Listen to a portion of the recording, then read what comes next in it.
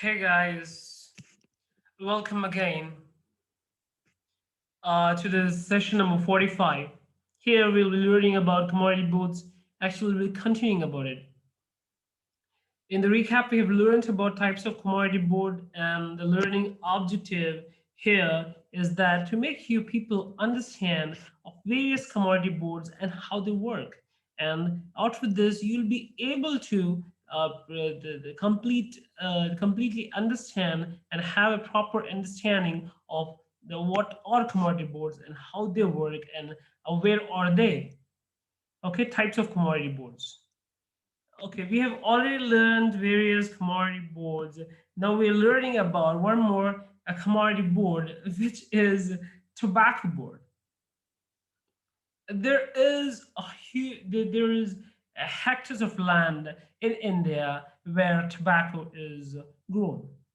Tobacco is used in cigarettes, in BDs, and but yes, it is also one of the commodity for which the export exercises are being promoted. The support is given because this is a product which is in high demand in various regions of the world. As you know, it was in the 1st January 1976 under Section 4 of the Tobacco Board 1975 it was established. Okay, it's a statutory body. Statutory body means it came with an act of the parliament. It is not a constitutional body, it is a statutory body. That means it was established after an act of the parliament. It was in the year 1975. The board is headed by the chairman with its headquarters at Guntur, Andhra Pradesh, and they're responsible for development of the tobacco industry. Guntur is one of the region in Andhra Pradesh, one of the district in Andhra Pradesh, which is responsible. I mean, the tobacco board has as a headquarters there. The head office is located. The head office is located in Guntur, and it is in Andhra Pradesh, and it is responsible for the development of tobacco industry. Tobacco, though very harmful product, but it is used in various places, uh, in various industries as well. Now you have spice board again coming to the spices because spices have always attracted European countries towards India, making it a very special prize where the French, the British, the Dutch as well as the Portuguese fought a very hard battle, especially for the spices. And let me share it. This is a small story with you that when the Portuguese came to India and Calicut, they landed, and when they went, they took a lot of spices and they sold at a very high prices in Europe, and it turned out to be uh, a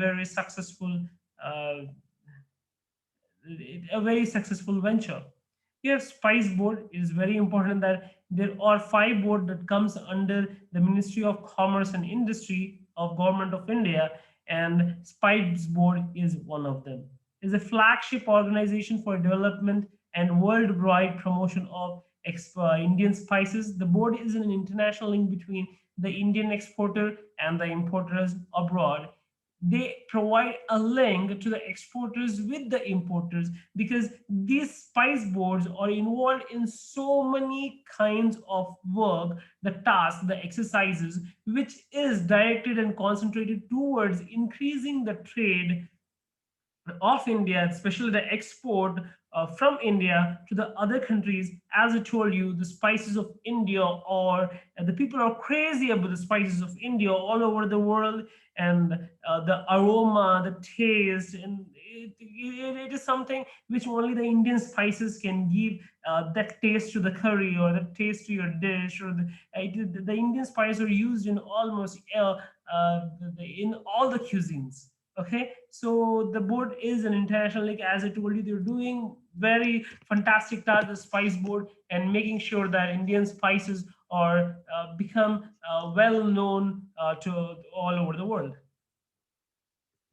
You have Central Silk Board. We are speaking about the Silk Route, and countries like India and China being one of the largest exporters of the silk from the ancient days. And this is how the silk was used to move from region to region. Central Silk Board is statutory. Again, this is established in 1948. Just think the importance of the silk in India, that we are having just after 1 year, immediately 1 year after the independence, we are having this separate silk board with not the executive decision. We are having a parliamentary act to make a central silk board. Then you can understand how important silk as a commodity for foreign exchanges. It's working under the, again I told, there are only five ministries, there are only five commodity boards that comes under the government, the Ministry of the Commerce and Industry. Silk Board is not one. Silk Board is under the Ministry of Textiles, Government of India. Okay, it is comes under Ministry of Textiles because textiles is where the silk is used, and hence it comes under the Ministry of Textiles. Please remember, it is, we have seven boards, seven commodity boards, and in some seven commodity boards, only five boards comes under Commerce Ministry, and the other, the Central Silk Board comes under the Ministry of Textile. And tea board, who don't like to have a tea? Tea is even our prime minister used to sell the tea, and so tea is always special for Indians. Tea is always special for Indians. So tea is one of the industries which, by act of parliament, comes under the control of the union government. The genesis of the tea board India date back to 1903. It is like coffee and tea. They are very old. They are very old commodities, and hence there were so many changes from the pre-independence era to the independence era and to the modern era. And the tea board, as they told, 1903, when the Indian tea cess bill was passed, there was a bill for the tea passed in 1903 in a parliament that was dominated by the British. The bill, the British is by the British. The bill provided us for levying a cess on tea exports, the proceeds of which were used to be for the promotion of Indian tea board within and outside India. The present tea board, set up under Section 4 of the Tea Act 1953, was constituted on 1st April 1954. The tea from Assam, the tea from West Bengal, they are in huge demand all over the world, and hence tea act was, was uh, a tea act was constituted, and this was established in the year 1st April 1954. And I'm not making you fool. It's not April. It's April, but still 1954 it was established. Then you have very important choir board. Again, this is also a statutory body, and it comes under the Ministry of Textiles, and it is promotion for the choir established in the year 1953 and empowers central government of to constitute the choir board. Number of persons to be appointed as members of the board is also decided by that particular industry rules. So choir is also one of the very important commodity, and this doesn't come under the commerce ministry. It comes under the Ministry of Textiles, and hence export market of coir and coir products in India as a whole is a duty of the coir board.